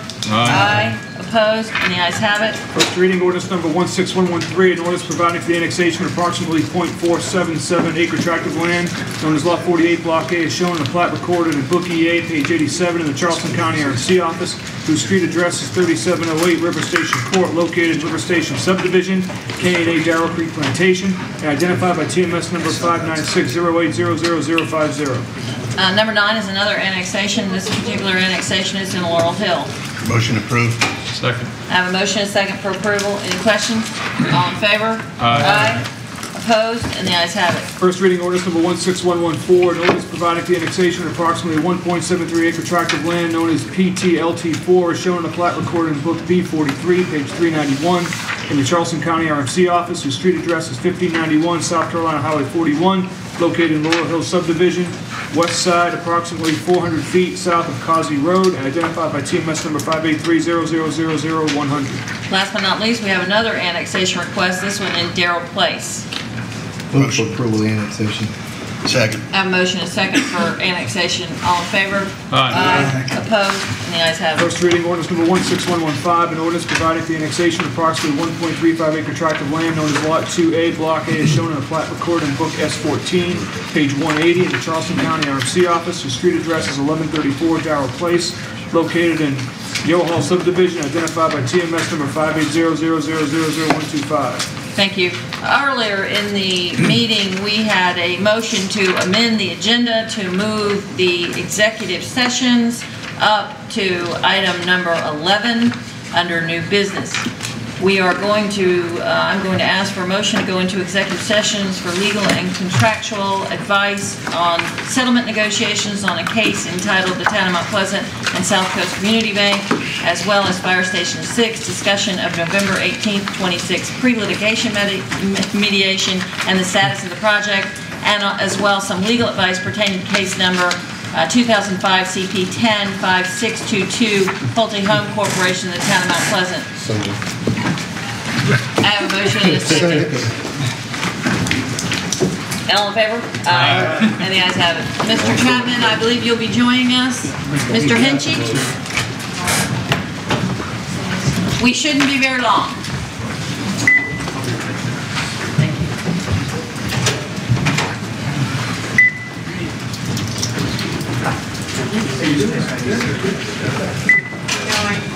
Hey.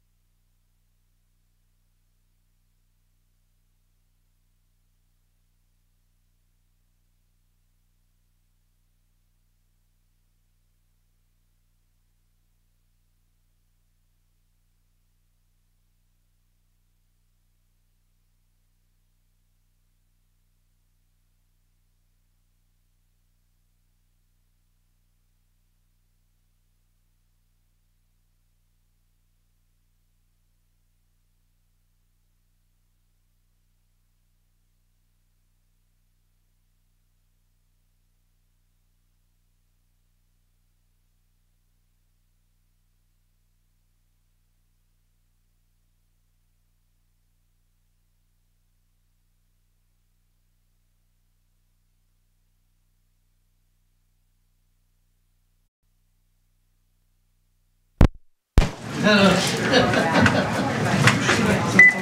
you give us 3 or 4? I did give you. We are out of executive session. No votes were taken. We will have some action after about a 3-minute break.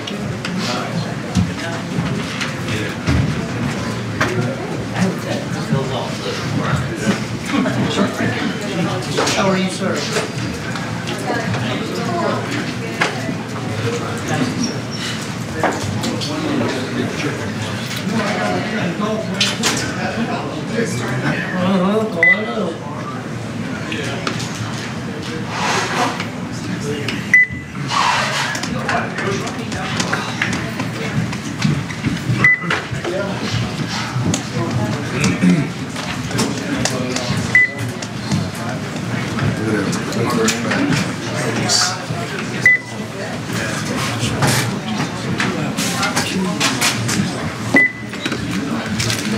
They're up there. Christian, you turn the air down a little bit? Martine did. Martine? You turn the air down a little bit? Get us out of here a little quicker?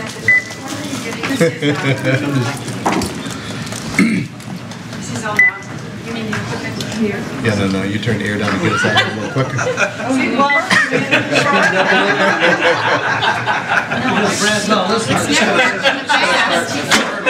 Proud of you, listen. No, it's perfect. I think it's great. I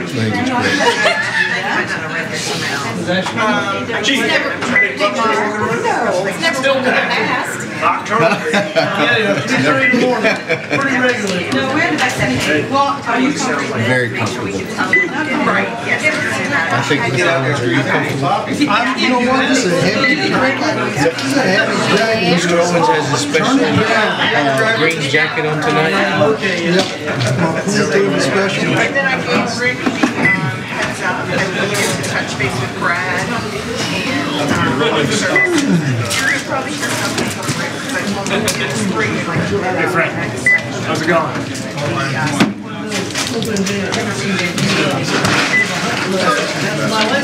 Yeah, he was asking about it. So legal something, that's all, we're just trying to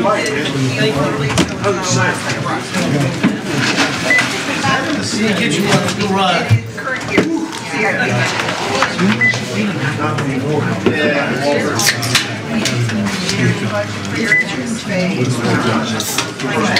Yes, I got 311 AMS. 311. Did he snore tonight?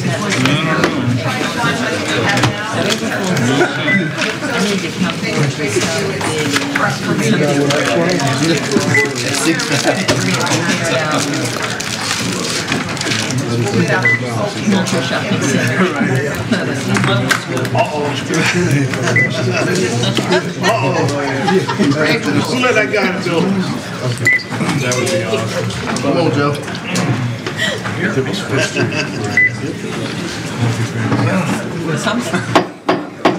All right, thank you, guys. We are out of executive session. As I said, on parental, no action was taken. We do have a couple of issues coming forth out of executive session. And that will be, I can't remember who it was, Mr. Haney. I'm looking. The first one, under item A there, the motion is to give our legal counsel settlement authority in accordance with discussions that occurred in executive session. Thank you very much for that, Mr. Haney. And in regards to Fire Station 6, Mr. Owens? Yes. Oh, we have a motion, I'm sorry. We got a motion and a Yes. second. We have a motion and a second. All in favor of that? Aye. Opposed? And the ayes have it. And then Fire Station 6? Fire Station number 6, Madam Mayor, I'd like to move for approval of discussion that took place in Reached in the mediation of the Peel and Pulte versus Town of Mount Pleasant. Ms. Farrell? Okay, can we go back, please? Okay, no, to the sketch plan, please. The sketch plan is shown, the sketch plan is shown up on the screen. To briefly go over, this is proposed is 26 townhouse lots, all shown right here. These are all existing lots as part of Dunes West located here. So 26 townhome lots. that would be outside of the gate of Dunes West. This is Harper's Ferry Way, located out here, back here. That's inside the gate. These lots would not have access. They would instead access through this street, which connects to Dunes West Boulevard. This would be a publicly dedicated street. Planning staff has reviewed the plan from both zoning and engineering, and a few modifications were made at the request of staff by the applicant, and we have no further comments or concerns regarding the proposed sketch plan. Thank you, Ms. Farrell. Committee, council? Madam Mayor? Just, Ms. Farrell, do you have a copy of what the original sketch plan was? No, sorry. Can you tell me what it was, what it entailed? Sure. Well, actually, it was single-family lots as opposed to the townhomes lots, 24 of them, and they were to be located inside the gate, and so located in this general area here. And so the major changes from that plan to this plan are, first of all, relocating the development so that it only is accessed from outside of the gate. It is the change from the single-family detached to the single-family attached with an increase by 2. And then this would be retained as open space here. Obviously, they're going to expand the pond to accommodate the development here, but that's kind of the changes in a nutshell from what was previously presented to the Planning Commission. Have they complied with all the comments from staff? They did. Yes, we did have a few mostly technical types of comments. Some were related back to drainage, a few with respect to trees, but they updated the plan, and that's what's in front of you is the one that has all the comments addressed. So the revision includes all the staff comments? Yes, it's been revised to meet staff comments. Thank you. Anyone else? So, what would the council like to do? Madam Mayor, do we have any speakers signed up? We do. We need a motion. I'd prefer to have a motion before we have speaker. I'll make a motion so we can move this forward. Motion to approve, with including all staff comments. Thank you. I have a motion and a second for approval. And I do have someone signed up to speak.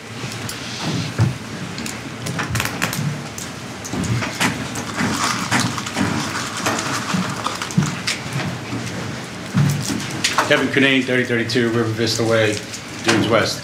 I own a property on Kingsgate Lane as well, and when we purchased it, we were told about the buffer behind it. I know there was a big uproar on the inside of the gates when there was going to be homes on Ayers Plantation, on Harper's Ferry Way. People didn't want to lose that look and the buffer and the feel of Dunes West that they bought into and paid for. The way this is transpiring through the system here, to me, seems like a dark of night scenario. I haven't seen any yellow signs. I get emails from both POAs, inside and outside, as an owner in both. And it doesn't really seem like anybody knows about this.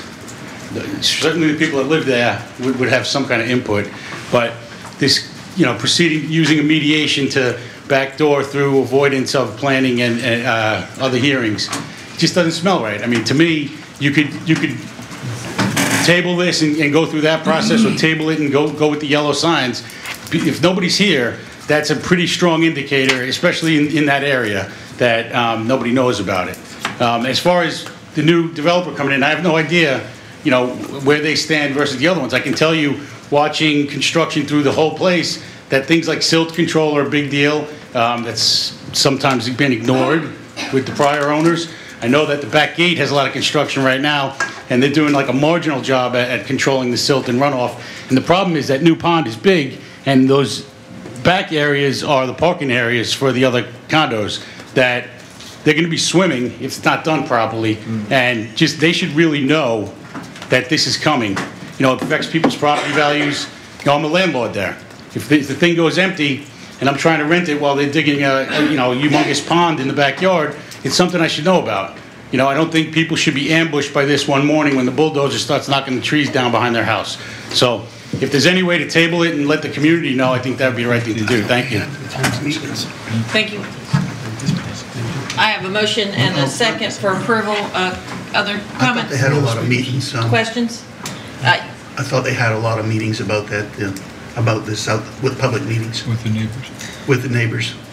Bob, could you expand on the meetings? Their meetings were held. Can you expand on the meetings that were held, please? We were told there were multiple meetings held with the POA and residents. If we have a resident from Pulte here, maybe they can expand on their meetings. That's why I was wanting to have one out there.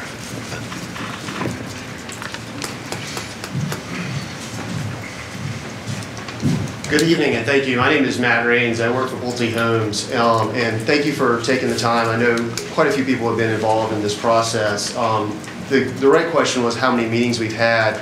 We did meet with the Master POA on a number of occasions. We also met with the Townhouse Board. There's both a condo board and a townhouse board that's adjacent to this parcel. We met with both of their board members as well. So there was a lot of back and forth. Our attempt was to address the 4 comments that were the main concerns at the Planning Commission meeting, mainly being the connection onto Harpers Ferry Road. There was 3 connection points that we removed. There was also a concern from all of the townhouse homeowners that came up that we had units behind their houses where the buffer is today. So we tried to move everything down away from the townhouse units to address that. And then the 3rd comment that we were able to address was around the buffer side of it. So we've been working with the Master POA. They're going to allow us to add additional buffer in the right-of-way. We're going to incorporate a landscape buffer in our side of the property as well. But by utilizing both sides, because of the multiple easements in that area, we hope to have and achieve, excuse me, hope to achieve a landscape buffer that meets with the community's expectation. There was one final comment that was made at the Planning Commission that was, upon further investigation, it was outside of our scope. The original pond you have here was an attempt to address some drainage concerns that were mentioned. When we met with the condo association, they actually pointed out there's a small pond in the top right corner here. The drainage issue is actually on the northwest side of that. The wetland system that's up there is not draining properly. So we have sized the pond in attempts to address the drainage, but with this location after further investigation, it's not something we can address with this site plan. However, we told the homeowner we come take a look at their, what sounded like grading issue. Thank you. Any questions for him? Thank you very much for your time. We have a motion and a second for approval. Any other comments? All in favor? Aye. Opposed? And the ayes have it. Item number 12 is an annual report. Well, it's 13 now. Annual report on development agreements. Yes, as we are required to do, Mr. Krauser, the zoning administrator, has prepared an annual report on all of our current development agreements. It was presented at the last meeting to the Planning Commission. Tonight to you, it is included in your packet. If you have any questions or would like for Mr. Krauser to review it, he's happy to. Otherwise, it was included as information as a report in your packet. Well, thank you very much, and we appreciate Kent being here tonight. Does anyone want to go through the full presentation, or you're good with the information we received? Everybody good? Thank you, Kent, for coming. Merry Christmas to you as well. Moving right on to old business. Item number 1 is a final reading of a rezoning piece of property on Bowman Road. Yes, this is plan development. This is a case where the underlying zoning is being changed from plan development to area-wide business 2. The property will remain in the urban corridor. Of course, had first reading last month. Thank you. Approval. Second. I have a motion and a second for approval. Any comments, questions? All in favor? Aye. Opposed? And the ayes have it. Final reading, ordinance number 16102, an ordinance to rezone from PB Plan Development District to AB2, area-wide business 2 district, an approximately .63 acre tract of land located at 1117 Bowman Road, identified by TMS number 535-1200003, and depicted on a plat recorded by the Charleston County RMC Office in Book CA, page 21. Subject property to remain in the UCOD Urban Corridor Overlay District. Thank you. Item number 2 is a final reading of a rezoning in North Point. Move for final reading. Second. Motion and second for final reading. All in favor? Aye. Opposed? And the ayes have it. Final reading ordinance number 16103, an ordinance to rezone from PD Plan Development District to R4 Medium Density Residential District, an approximately .12 acre tract of land located at 1508 Village Square in North Point subdivision, identified by TMS number 532-1100214, and depicted on the plat recorded by the Charleston County RMC Office in Book CF, page 181. Item number 3 is a final reading of an ordinance to remove from the Hungry Neck Boulevard Overlay District, Benning Road Overlay District, a piece of property on Benning Road. So the underlying zoning would remain and control. The underlying zoning is area-wide business 2. And so the restrictions from the overlay would be removed. We did discuss last month, however, one of the restrictions of the overlay district is an access management plan, but just because of the configuration of the property and the fact that it is on the 526 ramp, they really will have no choice but adhere to the access management plan. So the only other modifications would be the size limitation, the footprint limitation would be eliminated, and then they did ask for an increase in height, and so that was all approved for first reading last month. Thank you very much, Ms. Farrell. Move for approval with all the notes. Second. I have a motion and a second. Any questions? Mr. Henry? I'd just like to make a comment. I don't know why we would be raising from 35 feet height to 55 feet height on something that's already in an overlay district, presumably for some good reason, when it was done. And so that's why I intend again on second reading to be voting no. Thank you, Mr. Haney. All in favor? Aye. Opposed? No. Could you clarify who the noes are? Mr. Santos? I can't tell. Thank you. You want numbers on our palms? Give them a paddle.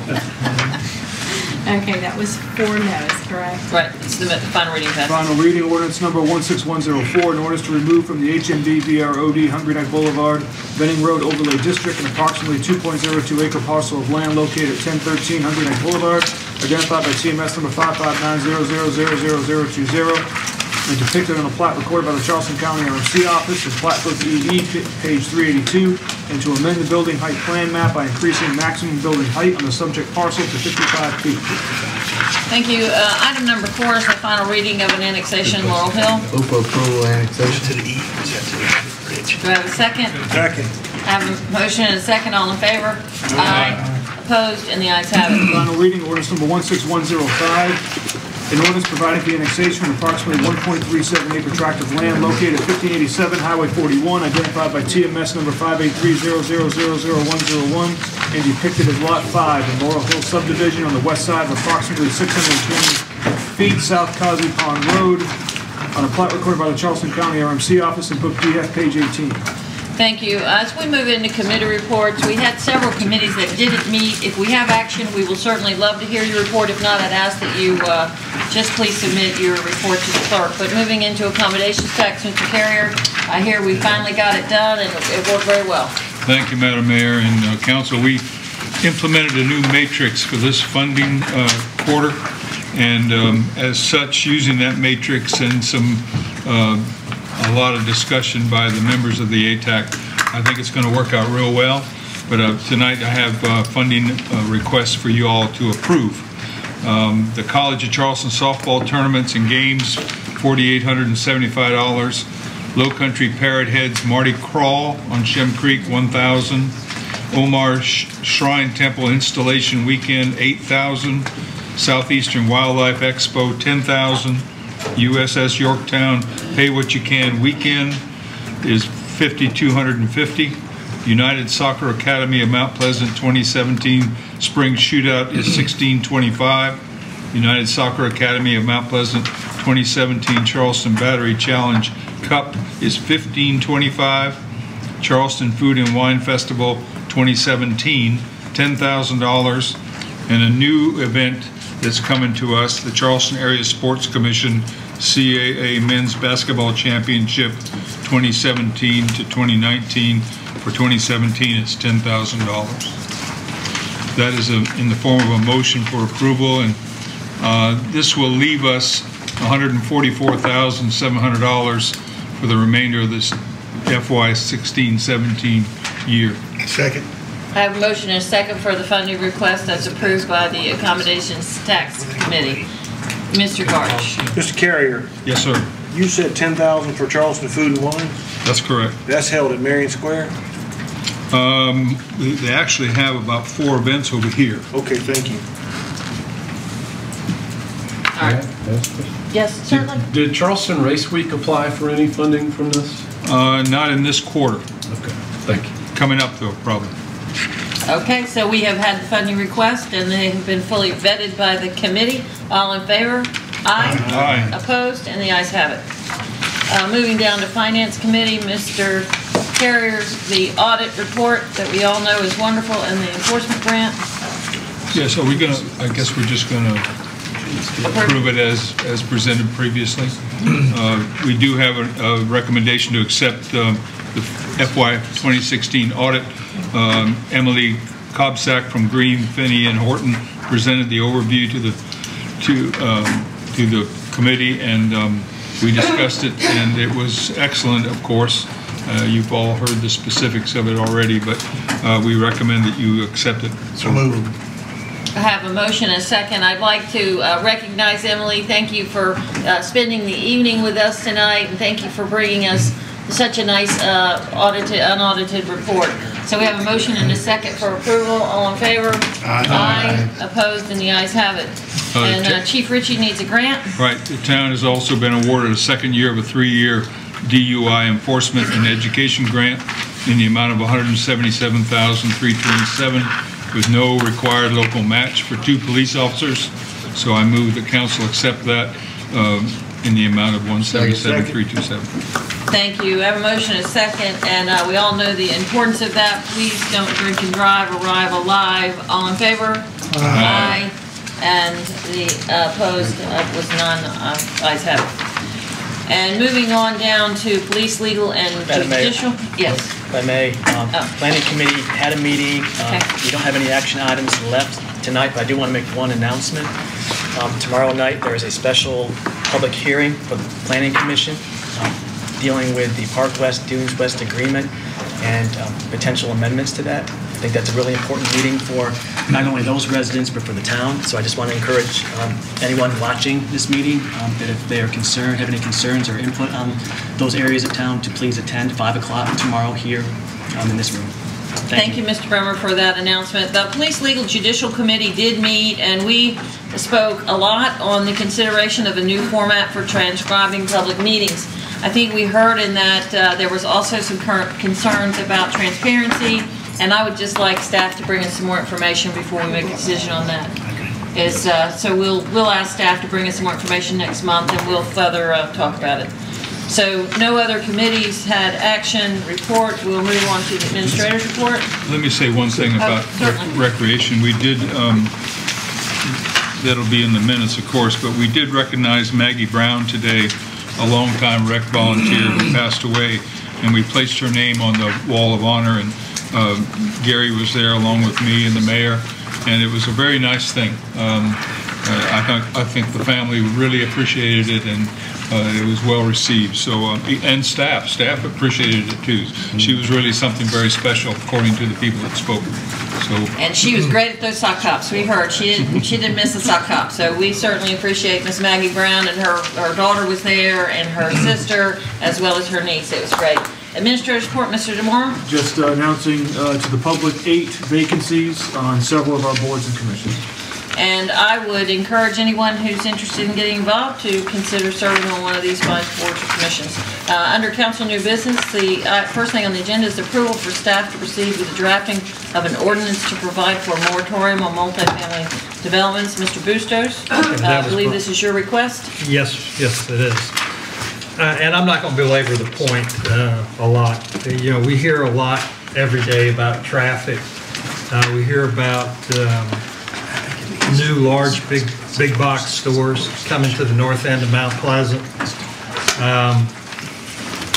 We're just almost at the point, without being able to improve the infrastructure, we're almost at the point where we're being crushed with traffic and development. And I think we need to, in some places, take a time out, set back, take a breather, And, you know, with this multifamily development, we've heard a lot of talk about the affordable housing folks and how they think that building more and more apartments and ADUs is going to lower the price. Well, the price to rent those is going to be the market price. We're not going to convince homeowners to build ADUs and then rent them for $400 or $500. We can't do that. Shouldn't do it. And I think building apartments is kind of the centerpiece of this thing, just to keep going the way we're going. We simply don't have the infrastructure. And residential development here, we had, just to go back, you know, my mindset with that corner of Georgetown Highway, you know, we could have swapped or traded 3 residential lots for one business, which would pay us more in property tax and would provide, if people even lived there, would provide less traffic. So I asked for this to be put back on here because I think to have a hold on development or hold on multifamily development for another 6 months is a reasonable thing to ask. And, you know, the city of Charleston is complaining about apartments, they're complaining about hotels, and when they start putting a lid on those on James Island and Charleston, they're going to come here. And I think we need to have this in place so that we can at least hold the strings tight and loosen them when we need to. There's nothing says we can't loosen them, but I think we at least need to start by looking at these apartments. And I'd like to put that in the form of a motion that we ask staff to draft an ordinance to put a hold on multifamily developments for 6 months. A second. I have a motion and a second. Mr. Carrier? Just a comment, Joe, I appreciate the effort, and I'm not going to vote against it, but I would ask that we think about the Housing Task Force Committee that's in place. They're going to bring their report back to the mayor this month, and then they're going to report to us next month. And there's some things in that are helpful, and we don't know what they are, but I know from the meetings I've attended, they're working hard on this issue. And I would just hope that we would put it off, your motion or your effort, until after we see that report and read it thoroughly and see if there's anything in there that would keep this from becoming a moratorium. Well, and here again, you know, we could have first reading and then between now and second reading, if that is, if there's something that comes out of that that is really helpful, I'd be the first one to withdraw this. But you know, I drive up into the north end of Mount Pleasant every day, and it's getting bad. I can't think of another word for it. It's getting bad. But I appreciate that, and certainly if there is something comes out, I'd be the first one to say, let's take that off the table.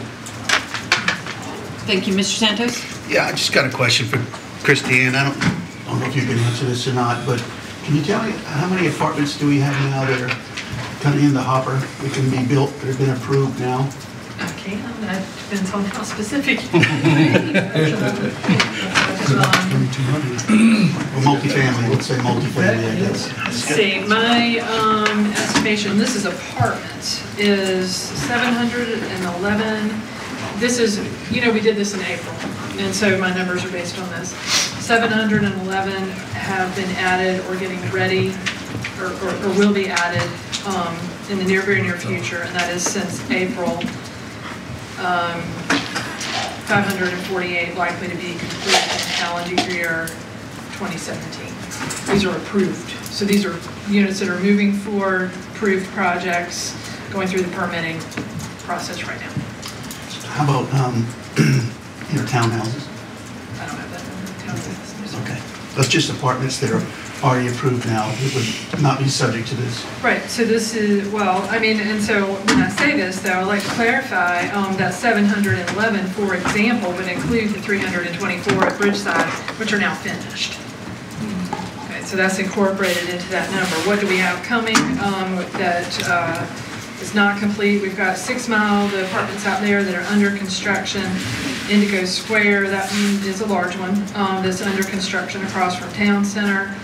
The Haven Phase 2 at Central Mount Pleasant, and then there is one multifamily complex that's moving forward right now at Carolina Park. And that adds up to how many? I think that is my 548 number. No, that's not my 548. I don't know, Mr. Santos, exactly, but Indigo Square plus... I mean, the one across from Town Center is very large. It's 546. By itself. I mean, excuse me, 456. 456. So if that one and 6 Mile are completed this year, coming year, that would be 548. Thank you, Mr. Bremer. So that's just this year. Yeah, I don't have a problem either, Joe, with it. I think I have a question and then a comment on that. Sure. One question is, does this include mixed-use projects, apartments and commercial on the same piece? Well, it's apartments. If it's apartments on it, then yes, but, you know, here again, some of these things are already in the hopper. Yeah. Yeah. You know. So I just want to make a couple of comments on this. I certainly appreciate, I mean, I look at the same traffic you do every day, and I understand how it's getting worse. I just want to be careful that we watch out for unintended consequences, however. By having a moratorium, I think some things that could possibly occur from that is that people will start looking to the north part of town, and even in the county properties, where we don't have control. So, and that traffic is going to be driven all the way through town, all the way to downtown. So I want to be real careful that we take a look at if apartments are, you know, something that Mount Pleasant's going to have, not to shoot ourselves in the foot by not allowing us to look at projects that might be better suited in places where there's infrastructure, near the interstate, closer to downtown, where that might be more appropriate, where you're not driving traffic all the way through town. So I want to be able to make sure that we have the opportunity as a council to look at projects that might have something to offer us. With that situation, or with affordable housing, or other things. The other thing is we need to be careful that moratorium also, you know, doesn't really apply to places like Carolina Park, which has a lot of development going on. So a moratorium is going to be very limited in what it can actually stop with Carolina Park and county properties. So it sounds good, and I think we do need to slow down, but also understand that folks who want to build apartments will find another way to do that, and that option might be something that's outside of our control. So I want to make sure we have a reasonable approach and can look at projects that do have some value for the town, because we always have the ability, each one of us has the ability to vote no if it's not something that's good for the town. But a moratorium really takes that away from us, takes away our ability to consider those projects. But I think 6 months is reasonable, and we want to support it today. Thank you, Mr. Bremer. I appreciate your comments, and Mr. Bustos, you know, I just don't want to put the cart before the horse. I can't support it. I understand your concerns with growth and infrastructure. You know, we've asked the task force to give us information. We're at the cusp of getting that next month, so I won't be supporting your effort. But we do have a motion and a second for a moratorium on apartments at this time on the table. Can we roll call the vote?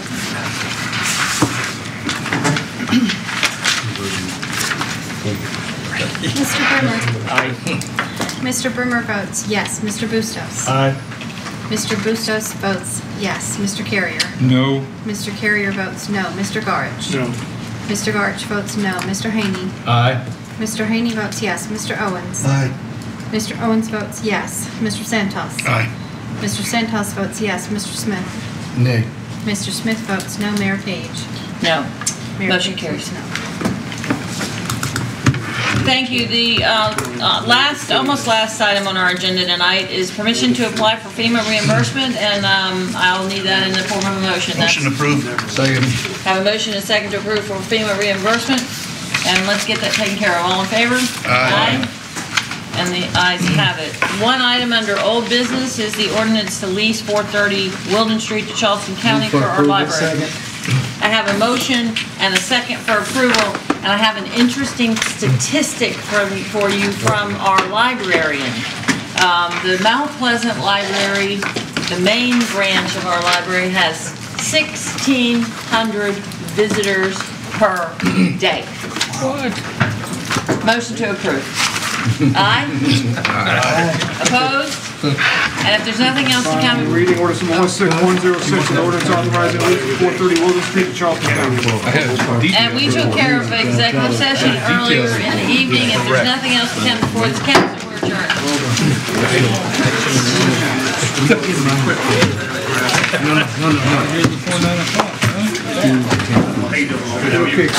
No.